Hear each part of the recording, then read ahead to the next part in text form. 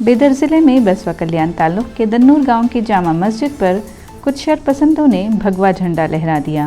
अंदेशा है कि यह हरकत गांव में अमन व अमान में खलल डालने की नीयत से की गई है। पुलिस ने नामालूम शरपसंदों के खिलाफ FIR दर्ज करके कार्रवाई शुरू कर दी है।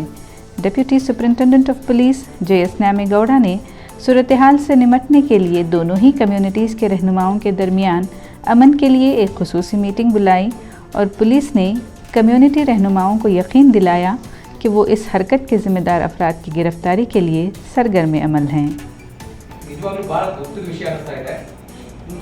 ಒಂದು ನೋಡಿ, ನಾವು ಯಾರೋ ಹೋಗಿ ಒಂದು ಮಸ್ಜಿದ್ ಮೇಲೆ ಕೆಂಪು ಧ್ವಜ ಹಾಕಿದ್ರೆ ನಾವು ದೇವರನ್ನೇ ಕೆಳಗಿಳಿಸಿದಾಗ ದೇವರಿಗೆ ನಾವು ಅವಮಾನ ಮಾಡಿದಾಗ, ಅದೇ ರೀತಿ ಮಸ್ಜಿದ್ ಮೇಲೆ ಭಗವಾನ್ ದೇವ್ರ ಮೇಲೆ ದೇವ್ರ ಗುಡಿ ಮೇಲೆ ಯಾವುದೊಂದು ಬೇರೆ ಫ್ಲಾಗ್ ಹಾಕಿರೋದಂದ್ರೆ ನಾವು ಹುಚ್ಚರಾಗಿ ದೇವರ ಮಕ್ಕಳಾಗಿ ನಾವು ಹುಟ್ಟಿಯೋದು, ದೇವರ ಮಕ್ಕಳಾಗಿ ನಮ್ಮ ತಂದೆ ತಾಯಿಗಳು ಸ್ಥಾನಮಾನ ದೇವರು, ದೇವರನ್ನ ಗೌರವ ಮಾಡೋದು ಬಿಟ್ಟು ಅಗೌರವ ಮಾಡೋದು ಎಷ್ಟು ಮಟ್ಟಿಗೆ ಸರಿ.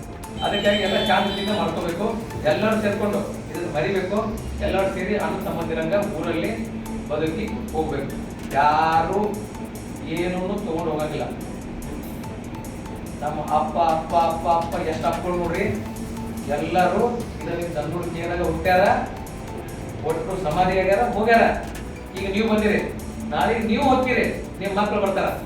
ಆದ್ರೆ ದನ್ನೂರಕ್ಕೆ ಭೂಮಿ ಇರುವತಕ್ಕ ಚಂದ್ರ ಖುಷಿಯಾಗಿ ನಲಿಮೆಯಿಂದ ಇದ್ದು ಸುತ್ತಮುತ್ತ ಒಟ್ಟರು ಕೊಡಿ ಚಂದ್ರಾಗಿ ಇರುವುದನ್ನ ದಯವಿಟ್ಟು ಕಲೀರಿ, ಮುಂದಿನವ್ರಿಗೆ ಕಲಿಸ್ಕೊಟ್ಟು ಹೋಗ್ರಿ.